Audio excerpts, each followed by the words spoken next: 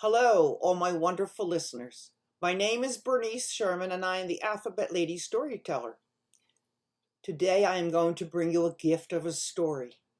Before I begin, I would like you to find a good place to sit, get comfortable, relax, and please lend me your ears. The Silent Couple. Once upon a time, there was a young couple, a man and a woman. They were quite young, and they lived in a town, and everybody knew something about them, that they were very stubborn. The boy, they said he was so mule-headed. He did everything what he wanted to do, and you couldn't change his mind.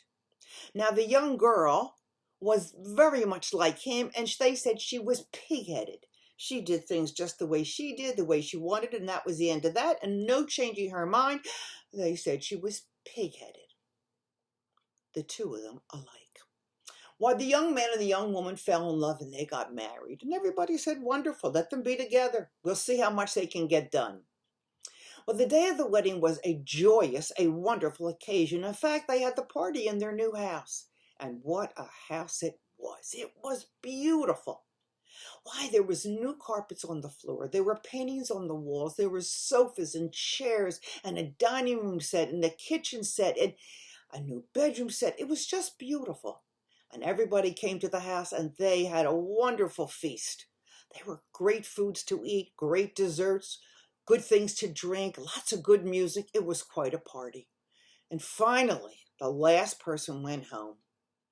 And the young man and the young woman wanted to talk about the wedding, but how great it was. So they got a chair, they sat down on the chair, they got very comfortable, and they faced each other, and they were just sitting and relaxing, and they were talking about the guest and how good the food was, and everything that came to their mind. They were sharing it again and enjoying it.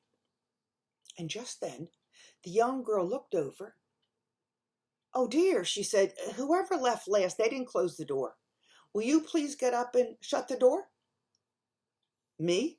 You want me to get up and shut the door? Why don't you get up and shut the door? Me? I told you to do it. I'm not getting up. Oh, it's okay for me, he said. I put a ring on your finger. I make you my wife, and now you tell me what to do. No, he said, I'm not doing it either. Oh, now we see this stubborn couple. So they just thought they'll just sit there and see who changes their mind.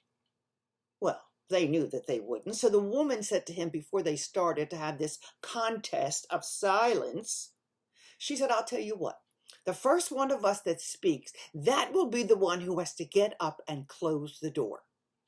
Very well, he said. So they just sat. And they sat.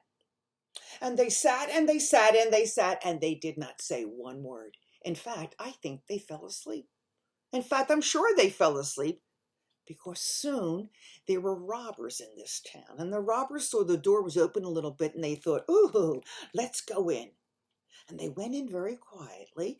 They stole many things. They took the brand new silverware. They took some paintings off the wall. They even took the carpets off the floor. And then they saw this couple sitting across each other, but they weren't moving. They didn't know what they were. They didn't even know if they were real. They even went up to the couple and they took their rings and their watches and their jewelry. They even took their wallets. And they didn't move. And they left. And the young couple continued to sit and not say a sound. In a few minutes, we hear a policeman in the street. And the policeman had been to the wedding, and he remembered what a great, great time it was. But he saw that the door was open, and he thought, you know what? I better check to make sure they're okay. So he went in, he opened up the door, and he yelled, hello, hello, anybody here, hello?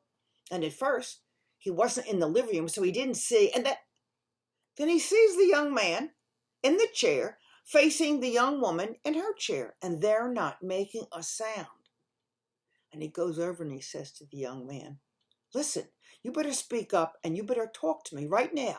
I want to know what's going on. And if you don't answer me, I'm going to box your ears. And just then the young woman jumps up and she says, oh no, he is my husband. You will not touch him. And with that, the young man jumps up and yells, I win, now you get up and close the door. And that, my dear children, is my gift to you. Thank you for lending me your ears. Don't forget, like and subscribe. Goodbye.